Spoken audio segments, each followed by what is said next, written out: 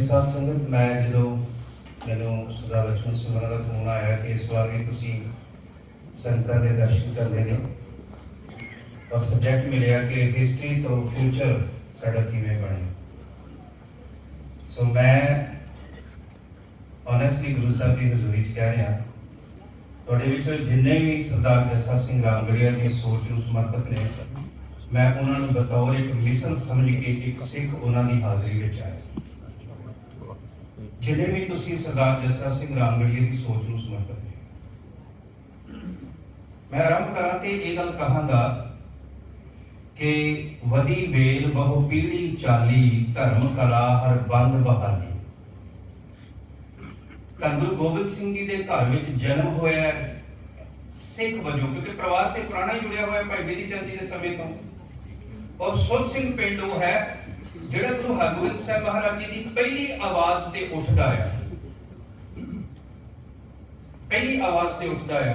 ते एक खून विच सी कि सुर सिंह विच रहन वाले भाई हरदास सिंह जी धन गुरु गोबिंद सिंह महाराज कोलों खंडे बाटे दी पाहुल लैके कले सिख ही नहीं बनते, कले संत ही नहीं बनते, सिपाही भी बन जाते ने ते अपना कौमी फर्ज समझ के हर पल गुरु गोबिंद सिंह महाराज जी की उस विचारधारा नूं समर्पित होंदे ने जिहदे विच गुरु तेग बहादुर महाराज जी कहंदे ने भै काहू को देत नह पै मानत आन कहो नानक सुन रे मना ज्ञानी ताहे बखान। वो विचारधारा अज भी पंजाब दे विच मैनूं खिमा करना पंजाबी सभ्याचार दे नाम ते जिन्ना सिख सभ्याचार दा नाश हो रहा पहलों कदे नहीं सी। जात पात कर्म कांड वहम भरम पखंड इनू पंजाबी कल्चर कह के वाड़िया गया, जबकि जो असीं सिख कल्चर की गल करते हैं जेड़ा भी शीश गुरु ग्रंथ साहब अगे झुक जाता है वह गुरु ग्रंथ साहब जी का सिख बन जाता, उसकी जात पात मिट जाती है। मैं अज सरदार जस्सा सिंह रामगढ़िया की मिसल नूं बेनती करांगा ये जात पात का कोड वड्ढण वास्ते तुहानूं अगे आउणा पैणा। ओट आसरा गुरु ग्रंथ साहब जी का पाहुल खंडे दी पूजा अकाल दी परचा शब्द दा दीदार खालसे दा ये साडे बुजुर्गां दे रूह विच लिखिया गया सी ते उस नूं जिउंदे भी रहे ते उस पिछे मरदे भी रहे। उन्हां दे सुपुत्र यानी भगवान सिंह जी बाबा बंदा सिंह बहादुर दी आवाज ते उठ खलोंदे ने, तुरदे दे नाल ਸਿੰਘਾਂ ਨੂੰ ਲੈ ਕੇ ਸ਼ਸਤਰਾਂ ਨੂੰ ਲੈ ਕੇ ਸ਼ਹਾਦਤ ਪਾਉਂਦੇ ਨੇ ਮੈਦਾਨੇ ਜੰਗ ਵਿੱਚ ਸਮਾਉਣ ਤੇ। ਸਰਦਾਰ ਜੱਸਾ ਸਿੰਘ ਰਾਮਗੜੀਆ ਜਿਨ੍ਹਾਂ ਦਾ ਜਨਮ ਹੁੰਦਾ ਹੈ 5 ਮਈ 1723 ਨੂੰ, ਅਗਲੇ ਸਾਲ ਅਸੀਂ 300 ਸਾਲਾ ਉਹਨਾਂ ਦਾ ਜਨਮ ਦਿਹਾੜਾ ਮਨਾਉਣਾ ਹੈ। ਮੈਂ ਰਾਮਗੜੀਆ ਮਿਸਲ ਨੂੰ ਬੇਨਤੀ ਕਰਾਂਗਾ, ਮਿਸਲ ਜੀ ਪ੍ਰੋਗਰਾਮ ਘੱਟ ਤੋਂ ਘੱਟ 1 ਮਹੀਨੇ ਦਾ ਰੱਖਿਓ। ਉਹਦੇ ਵਿੱਚ ਵਿਚਾਰ ਹੋਵੇ, ਇੱਕ ਪੱਖ ਤੋਂ ਸਿੱਖ ਰਾਜਨੀਤੀ ਦੀ ਦਿਸ਼ਾ ਨਿਰਦੇਸ਼, ਦੂਸਰੀਆਂ ਜਥੇਬੰਦੀਆਂ ਨੂੰ ਬੁਲਾਇਓ, ਕੌਮੀ ਤੌਰ ਤੇ ਅਗਵਾਈ ਕਰੋ। ਦੂਸਰਾ ਹੋਵੇ ਸਿੱਖ ਧਰਮ ਦੀ ਅਜੋਕੀ ਦਸ਼ਾ ਤੇ ਗੁਰੂ ਸਾਹਿਬ ਜੀ ਦਾ ਉਪਦੇਸ਼। ਔਰ ਜਿਵੇਂ ਤੀਸਰੀ ਦਿਸ਼ਾ ਹੋਵੇ, ਤੀਸਰੀ ਜਿਹੜੀ ਵਿਚਾਰ ਹੋਵੇ 2 ਦਿਨ 3 ਦਿਨ Sikh youth and present crisis in Sikhism. ਮਿਸਲ ਜੀ ਮੈਂ ਤੁਹਾਨੂੰ ਮਿਸਲ ਸਮਝ ਕੇ ਸੰਬੋਧਿਤ ਕਰ ਰਿਹਾ। ਮੇਰੇ ਉਹਨਾਂ ਬਜ਼ੁਰਗਾਂ ਨੇ जिन्हां दी रूह विच ये वस चुकिया सी कि गुरु गोबिंद सिंह महाराज ने ना सानू कलाल जट चूड़े चम्यार नहीं रहने दिता। असीं गुरु गोबिंद सिंह जी दे खालसे बन गए हां ते जिम्मेवारी तुहाडी है कि आउंदे साल नूं वड्डे अमर संचार हर जगह ते होण ते लोग खालसा पंथ विच शामिल होण, पंथ दी चढ़दी कला होवे। बोले सोहो सत श्री अकाल। ये वदी वेल बहु पीढ़ी चाली होवे संगत।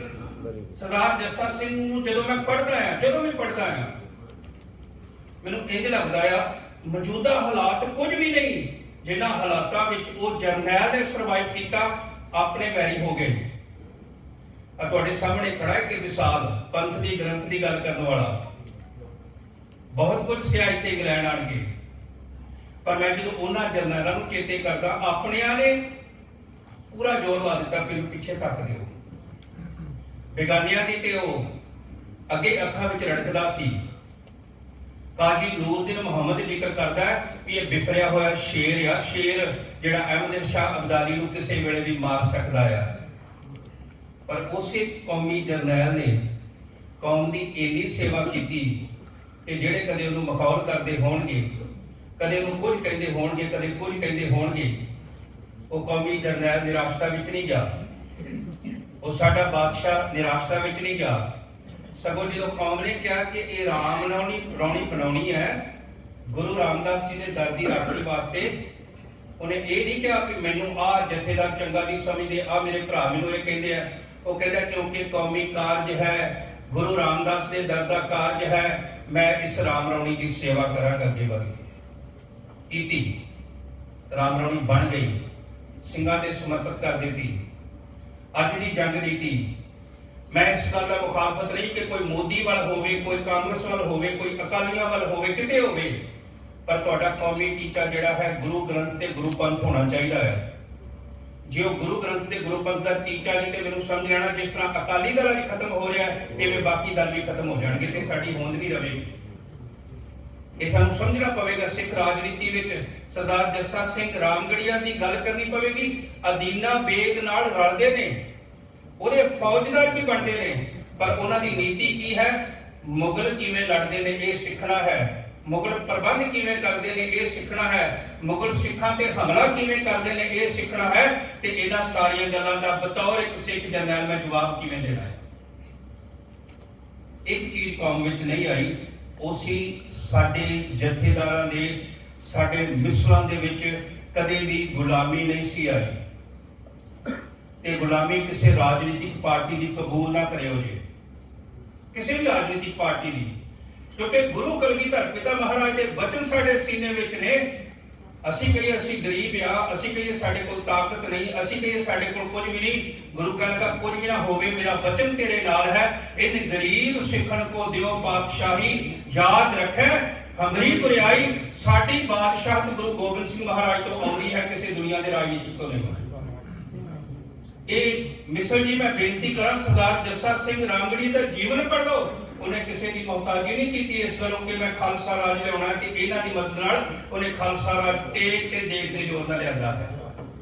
ਉਹਦੀ ਤੇਗ ਚੱਲਦੀ ਹੈ ਤੇ ਅਹਿਮਦ ਸ਼ਾਹ ਅਬਦਾਲੀ ਡਰਦਾ ਹੈ, ਉਹਦੀ ਤੇਗ ਚੱਲਦੀ ਹੈ ਤੇ ਗਰੀਬ ਦੇ ਘਰ ਵਿੱਚ ਰੋਟੀ ਪੱਕਦੀ ਹੈ।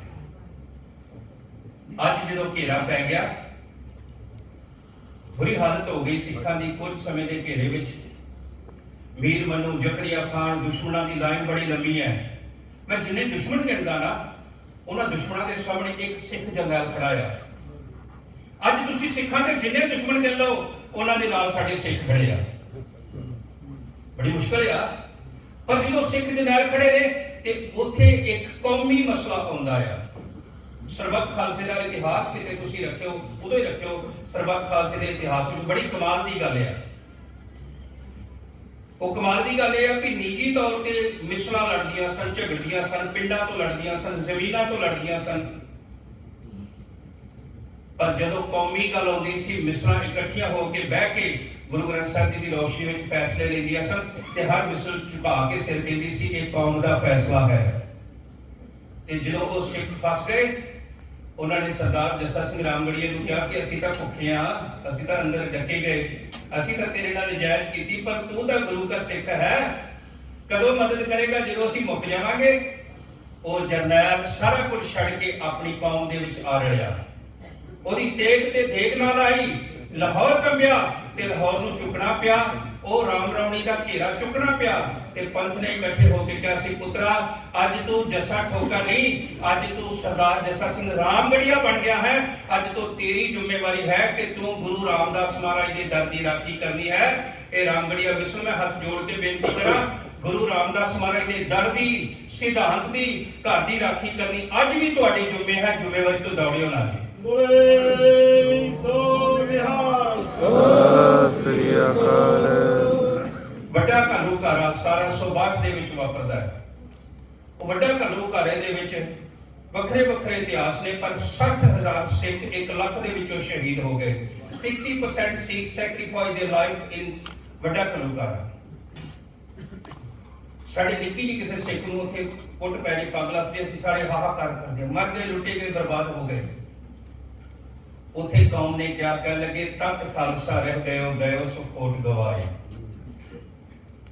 ਅਸੀਂ ਜਿਉਂਦੇ ਆ, ਜਾਗਦੇ ਆ। ਤੇ ਉਹਨਾਂ ਜਰਨੈਲਾਂ ਨੇ ਫਿਰ ਕਮਾਨ ਸੰਭਾਲੀ ਸਰਦਾਰ ਜੱਸਾ ਸਿੰਘ ਆਲੂਵਾਲੀਆ, ਸਰਦਾਰ ਚੜ੍ਹਤ ਸਿੰਘ, ਸਰਦਾਰ ਜੱਸਾ ਸਿੰਘ ਰਾਮਗੜੀਆ, ਸਰਦਾਰ ਬਗੇਲ ਸਿੰਘ। ਇਹਨਾਂ ਨੇ ਸੰਭਾਲੀ ਕੌਮ ਦੀ ਵਾਗਡੋਰ ਤੇ ਕੁਝ ਹੀ ਸਾਲਾਂ ਦੇ ਵਿੱਚ ਖਾਲਸਾ ਰਾਜ ਲੈਣ ਵਾਸਤੇ ਦਿੱਲੀ ਨੂੰ ਤੁਰ ਪਏ ਸਨ। ਇਹ ਮਿਸਲ ਜੀ, ਮੈਂ ਤੁਹਾਨੂੰ ਬੇਨਤੀ ਕਰਾਂ, ਇੱਕ ਕੌਮੀ ਪਲੇਟਫਾਰਮ ਹੈ ਤੁਹਾਡਾ, ਮੈਂ ਬਤੌਰ ਤੁਹਾਨੂੰ ਮਿਸਲ ਸੰਬੋਧਿਤ ਹੋ ਰਿਹਾ, ਬੇਨਤੀ ਕਰ ਰਿਹਾ, ਆਪਣੀ ਕੌਮ ਦੇ ਵਿੱਚ ਜਿਹੜੀ ਨਿਰਾਸ਼ਤਾ ਆਈ ਹੈ ਇਹਨੂੰ ਚੜ੍ਹਦੀ ਕਲਾ ਵਿੱਚ ਖੜਨ ਵਾਸਤੇ ਕੌਮੀ ਇਤਿਹਾਸ ਨੂੰ ਸੋਹਣੇ ਤਰੀਕੇ ਨਾਲ ਉਹਦਾ ਜਿਹੜਾ ਹੈ ਸੰਸਾਰ ਤੱਕ ਪਹੁੰਚਣਾ ਜ਼ਰੂਰੀ ਹੈ, ਉਹਦਾ ਲਿਖਿਆ ਜਾਣਾ ਜ਼ਰੂਰੀ ਹੈ, ਉਹਦਾ ਬੋਲਿਆ ਜਾਣਾ ਜ਼ਰੂਰੀ ਹੈ। ਇਹ ਜ਼ਿੰਮੇਵਾਰੀ ਵੀ ਤੁਹਾਨੂੰ ਲੈਣੀ ਪਵੇਗੀ। ਜਿੱਥੇ ਸਿੱਖਾਂ ਦੇ ਪ੍ਰਤੀ ਨੈਗੇਟਿਵਿਟੀ ਫੈਲਾਈ ਜਾ ਰਹੀ ਹੈ, ਉੱਥੋਂ ਦੀ ਸਿੱਖਾਂ ਦੀ ਚੜ੍ਹਦੀ ਕਲਾ ਦੀ ਗੱਲ ਤੁਹਾਨੂੰ ਕਰਨੀ ਪਵੇਗੀ ਤੇ ਕਰਵਾਉਣੀ ਪਵੇਗੀ। ਇਹ ਜ਼ਿੰਮੇਵਾਰੀ ਤੁਹਾਡੀ ਹੈ। ਵੱਡੇ ਘਲੂਘਾਰੇ ਤੋਂ ਬਾਅਦ ਕਸੂਰ ਤੇ ਹਮਲਾ ਕੀਤਾ, ਕਸੂਰ ਫਤਿਹ ਕੀਤੀ, ਬੜੀ ਦੌਲਤ ਸਰਦਾਰ ਦੇ ਹੱਥ ਲੱਗੀ। ਤੇ ਮੈਂ ਇੱਕ ਗੱਲ ਕਹਿਣਾ ਨਾ, ਸਰਦਾਰ ਸਿੰਘ ਕੋਈ ਮੰਗਤੇ ਨਹੀਂ, ਗੁਰੂ ਨੇ ਬਾਦਸ਼ਾਹ ਬਣਾਇਆ, ਦੌਲਤ ਵੱਧ ਹੋਣੀ ਚਾਹੀਦੀ ਹੈ। ਮਿਸਲਾਂ ਲੜ ਪਈਆਂ, ਇਹਦੇ ਕੋਲ ਦੌਲਤ ਵੱਧ ਆਈ ਹੈ, ਪਰ ਉਸ ਦੌਲਤ ਦੇ ਨਾਲ ਉਸ ਗੁਰੂ ਕੇ ਜਰਨੈਲ ਦੇ ਦੇਗ ਤੇ ਤੇਗ ਚਲਾਈ। ਤੇਗਾਂ ਬਹੁਤ ਸਾਰੀਆਂ ਨੇ ਅੱਜ ਵੀ, ਮੈਨੂੰ ਖਿਮਾ ਕਰਨਾ, ਸਿਰਫ ਸੰਕੇਤ ਮਾਤਰ। ਜਿਹੜੇ ਸਾਡੀਆਂ ਪੱਗਾਂ ਆਣ ਕੇ ਲਾਉਂਦੇ ਨੇ ਨਾ, ਇਹਨਾਂ ਦੀਆਂ ਤੇਗਾਂ ਅੱਜ ਸਰਕਾਰੀ ਹੋ ਚੁੱਕੀਆਂ ਨੇ। ਬਸ ਇਹਦਾ ਇਸ਼ਾਰਾ। ਜਿਹੜੀ ਤੁਸੀਂ ਮਿਸਲਾਂ ਦੀ ਦੇਖੋ ਨਾ, ਮਿਸਲਾਂ ਦੀ ਕਦੇ ਵੀ ਤੇਗ ਕਿਸੇ ਸਰਕਾਰ ਦੇ ਅਧੀਨ ਨਹੀਂ ਹੋਈ ਤੇ ਸਾਡੀ ਵੀ ਵਿਚਾਰਧਾਰਾ ਕਦੇ ਗੁਲਾਮ ਨਾ ਹੋਵੇ। ਕਸੂਰ ਇੱਕ ਬ੍ਰਾਹਮਣ ਆਇਆ, ਸਰਦਾਰਾ ਆ ਮੇਰੀ ਧੀ ਹੈ, ਮੇਰੇ ਕੋਲ ਵਿਆਹ ਨਹੀਂ ਹੁੰਦਾ, ਇਹਨੂੰ ਚੁੱਕ ਕੇ ਲੈ ਗਿਆ ਸੀ ਪਠਾਨ, ਤੁਸੀਂ ਛੁਡਾਈ ਹੈ। 5000 ਉਸ ਸਮੇਂ ਦਾ, ਮੇਰੇ ਖਿਆਲ 50 ਲੱਖ ਦਾ ਘੱਟ ਤੋਂ ਘੱਟ ਹੋਊਗਾ ਹੀ, ਉਸ ਧੀ ਦੀ ਝੋਲੀ ਵਿੱਚ ਪਾਇਆ। ਕਹਿ ਲੱਗਾ ਧੀਆਂ ਖਾਲੀ ਹੱਥੀ ਨਹੀਂ ਤੋਰੀ ਦੀਆਂ। ਮੈਂ ਬੇਨਤੀ ਕਰਾਂ, ਜਿਹੜੀਆਂ ਕੌਮ ਦੀਆਂ ਧੀਆਂ ਅੱਜ ਬਾਹਰ ਰੁਲ ਗਈਆਂ, ਉਹਨਾਂ ਨੂੰ ਲਿਆ ਕੇ ਕੌਮ ਦੇ ਵਿੱਚ ਸ਼ਾਮਲ ਕਰਨ ਦੀ ਜ਼ਿੰਮੇਵਾਰੀ ਇਹ ਮਿਸਲ ਤੇਰੀ ਹੈ। ਇਸ ਜ਼ਿੰਮੇਵਾਰੀ ਨੂੰ ਸੰਭਾਲਣਾ, ਅਰਦਾਸ ਤੇ ਭਰੋਸਾ। ਜਿਹੜੀਆਂ ਮੇਰੀਆਂ ਭੈਣਾਂ ਬੈਠੀਆਂ ਹੋ, ਆਪਣੇ ਬੱਚਿਆਂ ਨੂੰ ਇੱਕ ਗੱਲ ਕਹਿ ਦਿਓ, ਇੱਕ ਗੱਲ ਕਹਿ ਦਿਓ, ਦੁੱਖ ਹੋਵੇ ਸੁੱਖ ਹੋਵੇ, ਕਿਸੇ ਬੰਦੇ ਕੋਲ ਜਾ ਕੇ ਅਰਦਾਸ ਨਹੀਂ ਕਰਨੀ। ਮੈਂ ਮਿਸਲ ਦੇ ਨਿਯਮਾਂ ਦੀ ਗੱਲ ਕਰ ਰਿਹਾ। ਮਿਸਲ ਜੀ, ਆਪਣੇ ਬੱਚਿਆਂ ਨੂੰ, ਪੋਤਰਿਆਂ ਨੂੰ, ਪੜਪੋਤਰਿਆਂ ਨੂੰ, ਦੋਤਰਿਆਂ ਨੂੰ ਦੱਸ ਦਿਓ, ਜਦੋਂ ਤੇਰੀ ਜ਼ਿੰਦਗੀ ਵਿੱਚ ਕੋਈ ਦੁੱਖ ਹੋਵੇ, ਜੇ ਤੇ ਗੁਰੂ ਗ੍ਰੰਥ ਸਾਹਿਬ ਮਹਾਰਾਜ ਨੇ ਤੇ ਜਾ ਕੇ ਅਰਦਾਸ ਕਰੀ, ਨਹੀਂ ਤੇ ਖਲੋ ਕੇ ਹੱਥ ਜੋੜ ਕੇ ਅਰਦਾਸ ਕਰੀ, ਅਕਾਲ ਪੁਰਖ ਤੇਰਾ ਸਹਾਈ ਹੋਵੇਗਾ। ਹੋਇਆ? ਸਰਦਾਰ ਜੱਸਾ ਸਿੰਘ ਰਾਮਗੜੀਏ ਦੀ ਜ਼ਿੰਦਗੀ ਵਿੱਚ ਉਹ ਵੀ ਦਿਨ ਆਏ ਜਦੋਂ ਆਪਣੇ ਸਿੱਖ ਸੈਨਿਕਾਂ ਨੂੰ ਦੇਣ ਵਾਸਤੇ ਮਾਇਆ ਨਹੀਂ ਸੀ, ਲੰਗਰ ਮਸਤ ਹੋਣ ਲੱਗ ਪਏ ਤੇ ਉਸ ਜਰਨੈਲ ਦੇ ਹੱਥ ਜੋੜ ਕੇ ਅਰਦਾਸ ਬੇਨਤੀ ਕੀਤੀ, ਇਹ ਅਕਾਲ ਪੁਰਖ ਆਪਣੇ ਪੰਥ ਦੇ ਸਦਾ ਸਹਾਈ ਦਾ ਕਾਰ ਜਿਓ, ਮੇਰੇ ਵੀ ਸਹਾਈ ਹੋ। ਅਰਦਾਸ ਤੇ ਭਰੋਸਾ। ਕਹਿੰਦੇ ਨੇ ਸਿੰਘ ਖੂਹ ਤੇ ਪਾਣੀ ਭਰਨ ਗਿਆ, ਉੱਥੇ ਕੁਝ ਸੰਦੂਕ ਲੱਗਾ, ਸਰਦਾਰ ਨੂੰ ਆਣ ਕੇ ਦੱਸਿਆ, ਉਹ ਸੰਦੂਕ ਵਿੱਚ ਇੰਨਾ ਸੋਨਾ ਸੀ ਕਿ ਸਿੰਘਾਂ ਵਿੱਚ ਵੰਡਿਆ, ਰੱਦ ਕੇ ਹਥਿਆਰ ਘੋੜੇ ਖਰੀਦੇ, ਕਈ ਮਹੀਨਿਆਂ ਦਾ ਲੰਗਰ ਆ ਗਿਆ ਤੇ ਉਹਨੇ ਮਾਨ ਨਹੀਂ ਕੀਤਾ, ਹੱਥ ਜੋੜ ਕੇ ਕਿਹਾ, ਅਕਾਲ ਪੁਰਖ ਵਾਹਿਗੁਰੂ, ਗੁਰੂ ਕਲਗੀਧਰ ਪਿਤਾ ਮਹਾਰਾਜ, ਤੇਰਾ ਸ਼ੁਕਰ ਹੈ, ਮੇਰਾ ਭਰੋਸਾ ਬਰਕਰਾਰ ਹੈ। ਇਹ ਸਿੱਖਣਾ ਪਵੇਗਾ। ਮੈਂ ਭੈਣਾਂ ਨੂੰ ਬੇਨਤੀ ਕਰਾਂ, ਜਿੰਨਾ ਤੁਹਾਨੂੰ ਸਮਝ ਵਿੱਚ ਆਵੇ ਜਾ ਕੇ ਆਪਣੇ ਬੱਚਿਆਂ ਨੂੰ ਦੱਸਿਓ, ਉਹਨਾਂ ਨੂੰ ਇਹ ਕਹੋ, ਤੁਸੀਂ ਕਿਸੇ ਕ੍ਰਿਸਮਸ ਦੇ ਦੂਜੇ ਤੀਜੇ ਦੇ ਪੁੱਤਰ ਨਹੀਂ, ਤੁਸੀਂ ਵਾਰਿਸ ਹੋ ਮਿਸਲ ਰਾਮਗੜੀਆ ਦੇ, ਜਿਹੜੀ ਰਾਮਗੜੀਆ ਮਿਸਲ ਪੰਜਾਬ ਦੇ ਵਿੱਚ ਸਭ ਤੋਂ ਵੱਡਾ ਅੰਪਾਇਰ ਖੜਾ ਕਰਦੀ ਹੈ। ਬੋਲੇ ਸੋ ਨਿਹਾਲ। ਸਤਿ ਸ੍ਰੀ ਅਕਾਲ। ਅੱਜ ਸਾਡੇ ਸਿੱਖਾਂ ਵਿੱਚ ਇੱਕ ਗੱਲ ਚੱਲਦੀ ਹੈ ਕਿ ਬਹੁਤ ਧੜੇ ਬਣ ਗਏ, ਬਹੁਤ ਵੱਖਰੀਆਂ ਵੱਖਰੀਆਂ ਜਥੇਬੰਦੀਆਂ ਬਣ ਗਈਆਂ। ਜਦੋਂ ਮੈਂ ਮਿਸਲਾਂ ਦੀ ਸਟੱਡੀ ਕਰਦਾ ਆ, ਪ੍ਰਿੰਸੀਪਲ ਸੁਖਬੀਰ ਸਿੰਘ ਹੋਰੀ ਕਹਿੰਦੇ ਜੇ ਮਿਸਲਾਂ ਨਾ ਬਣੀਆਂ ਹੁੰਦੀਆਂ, ਜੇ ਇੱਕੋ ਹੀ ਮਿਸਲ ਹੁੰਦੀ ਤੇ ਸਿੱਖ ਖਤਮ ਹੋ ਜਾਣੇ ਸੀ। ਕਿਉਂਕਿ ਅਹਿਮਦ ਸ਼ਾਹ ਅਬਦਾਲੀ ਇੱਕ ਮਿਸਲ ਨੂੰ ਹਰਾਉਂਦਾ, ਦੂਜੀ ਖੜ ਉੱਠਦੀ ਹੈ, ਦੂਜੀ ਨੂੰ ਹਰਾਉਂਦਾ, ਤੀਜੀ ਖੜ ਉੱਠਦੀ ਹੈ। ਮੈਂ ਬੇਨਤੀ ਕਰਾਂ, ਅੱਜ ਵੀ ਸਾਡੇ ਸਾਹਮਣੇ ਜਿਹੜੀ ਮੁਸ਼ਕਿਲ ਦੀ ਗੱਲ ਹੋਈ ਹੈ ਕਿ ਅਸੀਂ ਵੱਖਰੇ ਵੱਖਰੇ ਹਾਂ, ਪਰ ਸਾਡੀ ਖਾਸੀਅਤ ਇਸ ਵਿੱਚ ਹੈ ਕਿ ਸਿੱਖਾਂ ਦਾ ਦੁਸ਼ਮਣ ਜੇ ਸਾਨੂੰ ਖਤਮ ਕਰਨਾ ਚਾਹੁੰਦਾ ਤੇ ਇੱਕ ਸਾਥ ਨਹੀਂ ਕਰ ਸਕਦਾ। ਪਰ ਮਿਸਲਾਂ ਦੇ ਵਿੱਚ ਇੱਕ ਸਾਰਤਾ ਇੱਕ ਸੀ, ਉਹ ਸਾਰੀਆਂ ਮਿਸਲਾਂ ਦਾ ਇਸ਼ਕ ਇੱਕ ਸੀ, ਉਹ ਸਾਰੀਆਂ ਮਿਸਲਾਂ ਦੀ ਸੋਚ ਇੱਕ ਸੀ, ਉਹ ਸਾਰੀਆਂ ਮਿਸਲਾਂ ਦੀ ਮਰਿਆਦਾ ਇੱਕ ਸੀ। ਮੈਨੂੰ ਖਿਮਾ ਕਰ ਦੇਣਾ ਜੇ ਮੈਂ ਗਲਤ ਹੋਵਾਂ। ਅੱਜ ਭਾਵੇਂ ਸਾਡੇ ਕੁਝ ਵੀ ਵਖਰੇਵੇਂ ਹੋਣ, ਪਰ ਕੌਮੀ ਤੌਰ ਤੇ ਗੁਰੂ ਗ੍ਰੰਥ ਸਾਹਿਬ ਤੇ ਕੌਮੀ ਤੌਰ ਤੇ ਸਿੱਖ ਰਹਿਤ ਮਰਿਆਦਾ ਨੂੰ ਬਤੌਰ ਇਹ ਸਿੱਖ ਵੇ ਆਫ ਲਾਈਫ ਅਪਣਾਉਣਾ ਪਵੇਗਾ। ਮਿਸਲ ਜੀ, ਮੈਂ ਬੇਨਤੀ ਕਰਾਂ, ਉਹ ਸਿੱਖ ਰਹਿਤ ਮਰਿਆਦਾ ਘੱਟ ਤੋਂ ਘੱਟ ਸਾਰੇ ਰਾਮਗੜੀਆ ਸਾਹਿਬ ਦੇ ਗੁਰਦੁਆਰਿਆਂ ਵਿੱਚ ਤੇ ਸਾਰੇ ਰਾਮਗੜੀਆ ਸਿੰਘਾਂ ਦੇ ਵਿੱਚ ਹੋਵੇ। ਇਹ ਮਿਸਲ ਕੌਮ ਦਾ ਝੰਡਾ ਲੈ ਕੇ ਤੁਰੇ ਕਿ ਸਾਡੇ ਕੋਲ ਗੁਰੂ ਤੇ ਪੰਥ ਦਾ ਟੀਚਾ ਹੈ, ਅਸੀਂ ਇਸ ਟੀਚੇ ਮੁਤਾਬਕ ਚੱਲਦੇ ਹਾਂ। ਕਿਵੇਂ ਕਰਨਾ ਜੇ ਕੋਈ ਗਲਤੀ ਹੋ ਗਈ ਹੋਵੇ। ਸਿੱਖ ਰਾਜਨੀਤੀ ਦੇ ਮਾਹਰ ਸਨ। ਸਾਡੇ ਗੁਰਦੁਆਰੇ 'ਚ ਬਹੁਤ ਰਾਜਨੀਤੀ ਚੱਲਦੀ ਹੈ ਔਰ ਇਹਨੇ ਇੰਟੈਲੀਜੈਂਟ, ਇਹਨੇ ਤਾਕਤਵਰ ਸਿੱਖ ਗੁਰਦੁਆਰੇ ਦੀ ਰਾਜਨੀਤੀ ਵਿੱਚ ਨੇ। ਮੈਂ ਦੁਖੀ ਹੋ ਜਾਣਾ। ਮੈਂ ਉਹਨਾਂ ਸਿੱਖਾਂ ਨੂੰ ਬੇਨਤੀ ਕਰਾਂ, ਬਹੁਤ ਸਿਆਣੇ ਨੇ, ਬਹੁਤ ਅਮੀਰ ਨੇ, ਬਹੁਤ ਤਾਕਤਵਰ ਨੇ, ਤੁਸੀਂ ਗੁਰਦੁਆਰੇ ਵਿੱਚ ਲੜਾਈ ਛੱਡ ਦਿਓ, ਉੱਥੇ ਦੂਜੇ ਜਣੇ ਲੜਨਗੇ। ਤੁਸੀਂ ਇਸ ਸ਼ਹਿਰ ਦੇ ਮੇਅਰ ਬਣੋ, ਤੁਸੀਂ ਇਸ ਡਿਸਟ੍ਰਿਕਟ ਦੇ ਵਿੱਚ ਕੋਈ ਬਣ ਜਾਓ ਤੇ ਆਪਣੇ ਬੱਚਿਆਂ ਨੂੰ ਜਦੋਂ ਤੁਸੀਂ ਰਾਜ ਕਰੇਗਾ ਖਾਲਸਾ ਕਹੋਗੇ ਨਾ, ਅੱਜ ਜਾ ਕੇ ਆਪਣੇ ਬੱਚੇ ਨੂੰ ਗਲ ਵਿੱਚ ਲੈ ਕੇ ਕਿਉਂ, ਬੇਟਾ ਮੇਰੀ ਅਰਦਾਸ ਹੈ ਤੂੰ ਇਸ ਦੇਸ਼ ਦਾ ਪ੍ਰਾਈਮ ਮਿਨਿਸਟਰ ਬਣੇ। ਮੇਰੀ ਅਰਦਾਸ ਹੈ ਤੂੰ ਵਰਲਡ ਦੇ ਵਿੱਚ UN ਦੇ ਵਿੱਚ ਜਾ ਕੇ ਗੁਰੂ ਤੇਗ ਬਹਾਦਰ ਮਹਾਰਾਜ ਦੇ ਬਚਨਾਂ ਦੀ ਸਾਂਝ ਕਰੇ। ਗੁਰੂ ਪਿਆਰਿਓ, ਰਾਜਨੀਤੀ ਦਾ ਮਤਲਬ ਇਹ ਨਹੀਂ ਕਿ ਜਦੋਂ ਅਸੀਂ ਰਾਜ ਕਰੇਗਾ ਖਾਲਸਾ ਕਹਿੰਦੇ ਆ। ਮੈਂ ਚਾਹੁੰਦਾ, ਮੈਂ ਇਸੇ ਕਰਕੇ ਕਿਹਾ ਮਿਸਰ ਜੀ, ਅਗਲੇ ਸਾਲ ਘੱਟ ਤੋਂ ਘੱਟ 1 ਮਹੀਨਾ ਸਮਾਗਮ ਚੱਲਣ, ਉਹਦੇ ਵਿੱਚ ਸਿੱਖੀ ਦੇ ਹਰ ਪੱਖ ਤੇ ਗੱਲ ਹੋਵੇ ਤੇ ਜਿਹੜਾ ਤੁਹਾਡਾ ਨਿਚੋੜ ਨਿਕਲੇ ਪੂਰੀ ਕੌਮ ਦੇ ਅੱਗੇ ਰੱਖ ਦਿਓ। ਅਸੀਂ ਰਾਮਗੜੀਆ ਮਿਸਲ ਨੇ ਮਤਾ ਪਾਇਆ ਹੈ ਕੌਮ ਦੀ ਝੋਲੀ ਵਿੱਚ, ਜੇ ਚੰਗਾ ਲੱਗੇ ਤਾਂ ਮੰਨ ਲਵੋ। ਮੈਂ ਬੇਨਤੀ ਕਰਾਂ, ਰਾਜ ਕਰੇਗਾ ਖਾਲਸਾ ਦਾ ਮਤਲਬ ਹੈ ਸਾਡੇ ਸਾਰਿਆਂ ਦੇ ਬੱਚੇ ਕਿਸੇ ਨਾ ਕਿਸੇ ਪੋਲੀਟੀਕਲ ਪਾਰਟੀ ਨੂੰ ਜੁਆਇਨ ਕਰਨ, ਸਾਰੇ ਦੇ ਬੱਚੇ।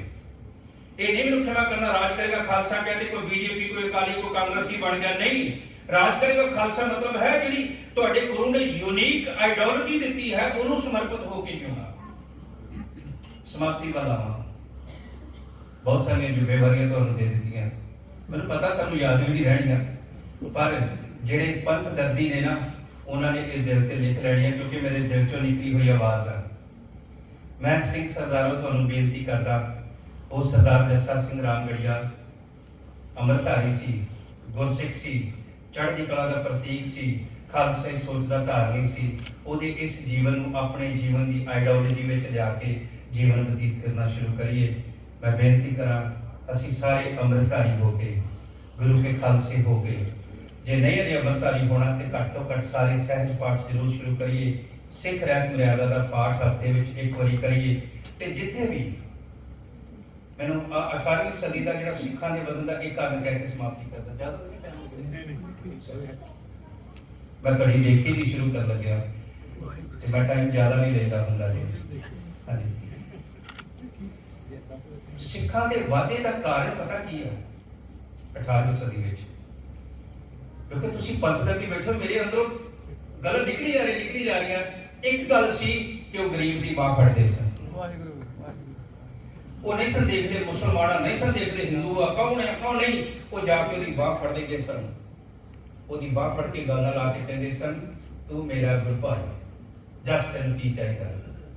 ਇੱਕ ਖਾਲਸੇ ਦੀ ਤੇਗ ਚੱਲਦੀ ਸੀ, ਭੁੱਖੇ ਨੂੰ ਵੇਖ ਕੇ, ਜ਼ਰੂਰਤਮੰਦ ਨੂੰ ਦੇਖ ਕੇ, ਤੇ ਖਾਲਸੇ ਦੀ ਦੇਖ ਚੱਲਦੀ ਸੀ। ਅਹਿਮਦ ਸ਼ਾਹ ਅਬਦਾਲੀ ਰੋ ਕੇ ਪੁੱਛਦਾ ਸਿੱਖ ਨੂੰ ਗ੍ਰਿਫਤਾਰ ਕਰਕੇ, ਕਹਿੰਦਾ ਮੇਰੇ ਕੋਲ ਇੰਨੀਆਂ ਫੌਜਾਂ, ਉਹ ਮੇਰੇ ਕੋਲ ਇੰਨੇ ਜਰਨੈਲ, ਉਹ ਮੇਰੇ ਕੋਲ ਇੰਨੇ ਹਥਿਆਰ, ਉਹ ਤੁਹਾਡੇ ਕੋਲ ਕੀ ਹੈ ਲੜ ਲਾਉਂਦੇ ਹੋ। ਉਹ ਕਹਿੰਦਾ ਸਿੱਖ ਕਹਿੰਦਾ ਜਦੋਂ ਅਸੀਂ ਘਰੋਂ ਤੁਰਦੇ ਆ ਨਾ, ਗੁਰੂ ਤੇਗ ਬਹਾਦਰ ਮਹਾਰਾਜ ਦਾ ਸੀਸ ਸਾਡੀ ਅਗਵਾਈ ਕਰਦਾ, ਅਸੀਂ ਪਰਵਾਹ ਨਹੀਂ ਕਰਦੇ ਤੇਰੇ ਵਰਗੇ ਅਹਿਮਦ ਸ਼ਾਹ ਅਬਦਾਲੀਆਂ ਦੀ। ਬੋਲੇ ਸੋਨਿਹਾ ਸਤਿ ਸ੍ਰੀ ਅਕਾਲ।